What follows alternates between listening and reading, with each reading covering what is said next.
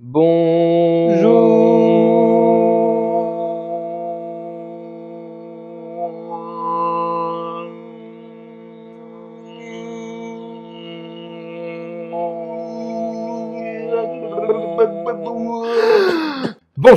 L'occasion de Commander Legends est beaucoup trop grande pour ne pas faire un petit top 5 de mes commandants préférés que je pense qui ont le plus de potentiel en construit. Sur ce top 5 des commandants, je précise bien que c'est en construit, pour la simple et bonne raison qu'on va pas du tout parler de limité. Ça peut être du construit en dual commander, mais aussi en multi. Ici, on va un peu plus se concentrer sur le multi parce qu'il y a des commandants qui sont extrêmement intéressants en termes de synergie avec d'anciennes synergies, d'anciennes cartes, d'anciennes commandants / d'anciens decks tribaux. Donc il y a un petit peu du recyclage de capacité, on va en trouver. Mais il y a aussi quelques petites choses nouvelles, et il me tarde de voir ce que ça peut donner dans les parties les plus endiablées à 4. Quand je dis commandeur multi, c'est principalement à 4, pas plus. C'est un top de commandants, donc forcément des créatures légendaires. Ça aurait aussi pu être certains Planeswalkers qui peuvent être utilisés comme commandants dans le format, mais là, ça va pas être le cas. Numéro 1, deux commandants pour le coup. Alors c'est un partenaire, je les mets un peu ensemble parce que je trouve qu'ils vont extrêmement bien ensemble, et que pour moi, ils ne forment quasiment qu'un. À savoir Bray et Malcolm, qui synergisent avec les pirates. La grosse phrase à retenir sur ces commandants, c'est à chaque fois qu'au moins un pirate inflige des blessures de combat à un adversaire, ça va faire quelque chose. L'un va mettre des trésors et l'autre dit que le ou les adversaires qui ont été touchés par un pirate au moins ce tour-ci va exiler la carte du dessus de sa bibliothèque et qu'on va pouvoir la jouer en payant son coût converti de mana avec n'importe quelle couleur de mana. Pourquoi c'est intéressant? Parce que déjà ils synergisent juste entre les trésors pour pouvoir faire du mana et la carte que l'on exile qu'on va pouvoir payer avec les trésors qu'on a fait. À ajouter aussi à cette synergie de cartes une carte de l'extension équipage de canon à foudre qui va infliger une blessure en l'engageant et il va se dégager quand on va lancer un pirate. Et c'est lui-même un pirate, donc il synergise avec les deux commandants que je vous ai présentés à l'instant. Pour une value plus basée sur les phases d'attaque, on peut aussi avoir la cavaleuse, carte un peu plus ancienne, et aussi le terrasseur de port, qui eux vont synergiser avec l'attaque des pirates. Alors évidemment, avoir des pirates qui sont imbloquables, c'est très bien. Pouvoir avoir une deuxième phase d'attaque pour refaire trigger les pirates, c'est encore mieux, j'ai envie de dire. Tout ce que je vous cite là, ce sont que des exemples. Évidemment, il y a énormément plus de cartes qui peuvent être intéressantes à mettre dedans. C'est histoire d'imager un petit peu les propos par rapport aux synergies que je vois sur ces commandants-là. D'ailleurs, sur ce deck pirate, je vous invite à aller voir les deux dernières vidéos commandeurs en papier qui ont été tournées et qui seront en lien dans la description de cette vidéo-là. Et vous verrez ce deck Bray Malcolm en action. Numéro 2, un autre commandant partenaire, mais cette fois-ci qui peut être très fort tout seul, Sakashima au 1000 visages. Alors ça reste un clone assez classique dont on a l'habitude, par contre elle peut copier une créature, n'importe laquelle, ça peut être une créature légendaire ou pas, mais la règle des légendes ne s'applique plus. Du coup on peut avoir deux cartes de la même légende, deux cartes du même nom, sans devoir les sacrifier. Potentiellement intéressant d'avoir un mono bleu un peu contrôle, de pouvoir copier des cartes comme Kefnet, d'avoir deux Kefnet sur le terrain, ça peut être rigolo, et d'avoir des gros finishers, comme Kozilek par exemple, voire Ulamog, enfin vous imaginez un peu tout ce que vous voulez, mais un bon mono-bleu contrôle avec énormément de gros finishers. En plus, si notre commandant meurt, on peut le re-ramener et le recopier autre chose différemment. Enfin bref, c'est complètement carnaval, ça peut être très drôle à jouer, et je pense que mono-bleu contrôle, gros sac qui va se copier avec un commandant, c'est intéressant. Numéro 3, Imoti, célébrant de l'abondance. Elle dit que tous les sorts que l'on va jouer qui ont un coût converti de mana de 6 ou plus vont avoir la cascade.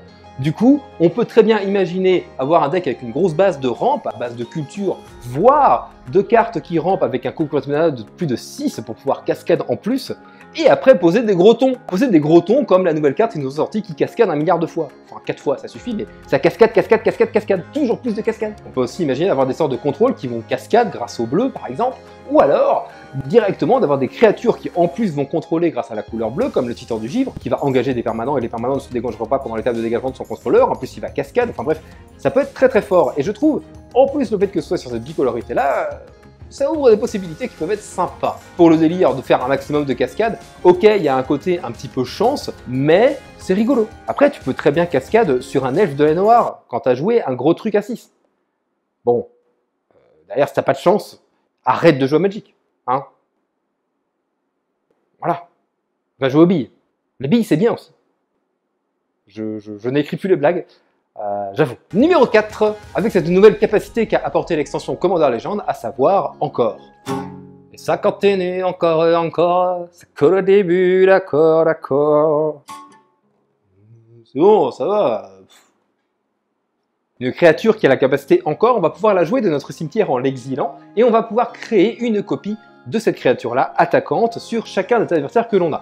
Par exemple, si j'ai 3 adversaires, je peux prendre n'importe quelle créature de mon cimetière, payer son coût converti de mana, le mettre sur le champ de bataille, donc ça l'exile et du coup on en met une copie qui en est un jeton, On copie ce jeton pour chaque adversaire que l'on a, donc 3 fois par rapport à la situation dans laquelle nous nous trouvons, et chacune de ces copies vont attaquer un adversaire. Là où c'est très fort, c'est que les créatures arrivent sur le champ de bataille. Du coup, on va pouvoir faire 3 fois l'effet, puisque la créature va arriver 3 fois. Ça peut être intéressant de partir sur une base un peu contrôle, qui dit contrôle dit pioche, donc des créatures qui vont nous permettre de piocher. Par exemple, Vagabond dépensé. En gros, on va exiler des cartes pour la capacité d'Amaury, qui ne sont pas obligées d'être des cartes de créatures, c'est là que c'est intéressant. On va payer 5, pouvoir mettre 3 vagabonds qui vont attaquer, en plus c'est une 2 de vol, et on va piocher 6 cartes.